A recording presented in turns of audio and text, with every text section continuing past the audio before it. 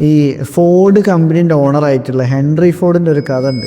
അവർ കുറച്ച് കോടികൾ വിലമതിക്കുന്ന ഒരു ഇൻഷുറൻസ് എടുക്കുന്നുണ്ട്.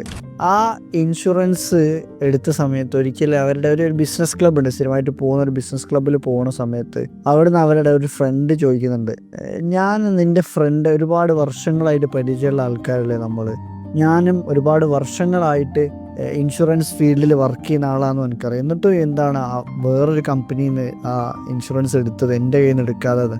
അങ്ങനെ ഒരു ചോദ്യത്തിന് ഹെൻറി ഫോർഡ് കൊടുക്കുന്നൊരു ഉത്തരമുണ്ട്, നീ എപ്പോഴെങ്കിലും എന്നോട് ചോദിച്ചിരുന്നോ എനിക്ക് ഇൻഷുറൻസ് വേണമെന്നുള്ളൊരു ചോദ്യം? ഇതിലെന്താ മനസ്സിലാക്കേണ്ടത് വെച്ചാൽ, മുട്ടുവിൻ തുറക്കപ്പെടുമെന്ന് പറയാറില്ലേ?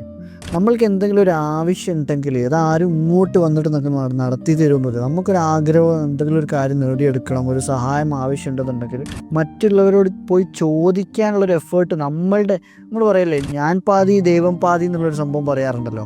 അപ്പോൾ അതിൽ നമ്മളുടെ പാതിയിലുള്ള 100% നമ്മൾ ചെയ്തതിന് ശേഷം മാത്രമേ പ്രാർത്ഥനകൾക്ക് പോലും ഉത്തരം കിട്ടുള്ളൂ. നമ്മൾ വെറുതെ ഇങ്ങനെ ഇരുന്നിട്ട് പ്രാർത്ഥിച്ചുകൊണ്ട് മാത്രം ഒരു കാര്യം ജീവിതത്തിൽ നടക്കാൻ പോകുന്നില്ല.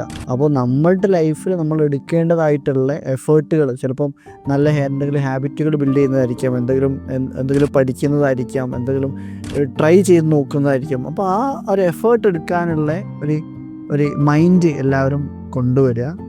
Thank you so much.